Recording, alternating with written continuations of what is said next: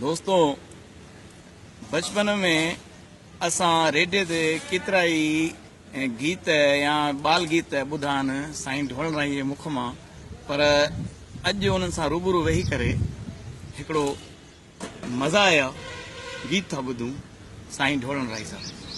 आई मज़ाया गीत त नाहे, मज़ाया नज़्म खणी चऊं नज़्म आहे। ऐं ही ईश्वर मुफ़लिस उल्हासनगर जो शाइर हो कंहिं ज़माने में, ऐं मज़ाकी नज़्म उन लिखिया।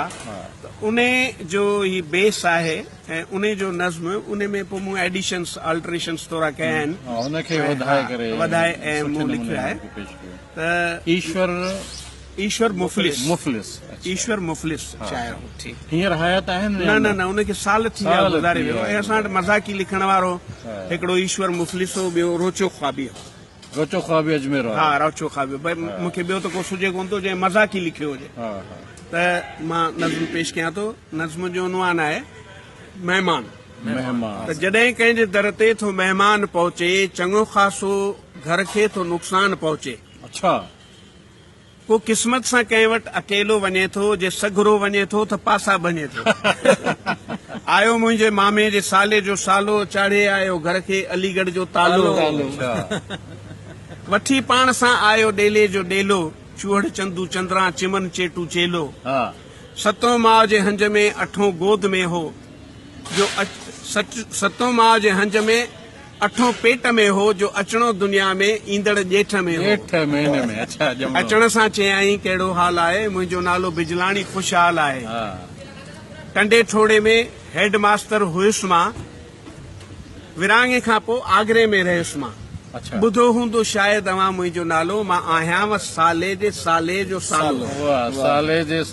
सुञाणा न मां पंहिंजा पूरा नानाणा, तॾहिं बि चयुमि हा तव्हांखे सुञाणा। अच्छा, मजबूरी। तॾहिं बि चयुमि हा तव्हांखे सुञाणा। चइबो ई आहे। हा भली आया जी आया, घर आहे तव्हांजो, लंबो ऐं ॾुखेरो सफ़र आहे तव्हांजो।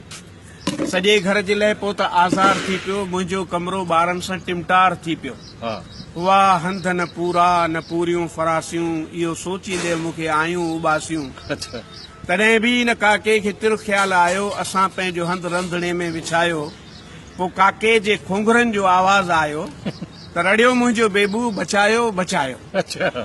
आधी राति काके खे मस मां ठाही, सुबुह जो उथी काके मुंद जी ॿुधाई। चयाई चयो कुंवार खे चांहि काढ़े, तरे पूरियूं पापड़ पटाटा उॿारे। मानीअ सां असांखे मिठो बि या घुरबो, हुचे घर में रबड़ी या अंबनि जो मुरबो। कयो काके अहिड़ो महातंग घर खे, ख़बर उनजी मूंखे ऐं ॿी ईश्वर खे। रहिया 4 महीना पोइ मोकल वटाऊं, वेंदे वेंदे टीवी ऐं रेडियो भगाऊं। नवां टवाल 5 विहाणा खणी विया, लौंग मिर्च कारा ऐं धाणा खणी विया। गुगी गिलास खयाऊं, बांदर छाप मंजन, ॿियो लोटो खणी विया, चई लखन निरंजन। गंजूं बि खणी विया, कच्छा बि खणी विया, बुशेटूं पजामा अच्छा बि खणी विया। सम्झो दरियूं दर भञी विया, करे विया कबाड़ो। असांखे छॾियो पर उचाए विया पाड़ो।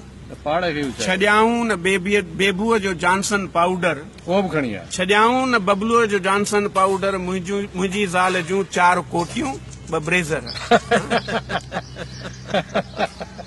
थिया हाल हीणा, मिलिया सूर बीणा, करे भींग घर जी हलिया विया कमीणा। सॼे घर जी अहिड़ी त हालत करे विया, मोहन जे दड़े जहिड़ी सूरत करे विया। थियो उन खां पोइ छा ऐं छा थी सघे थो, सो घर बार वारो ई सम्झी सघे।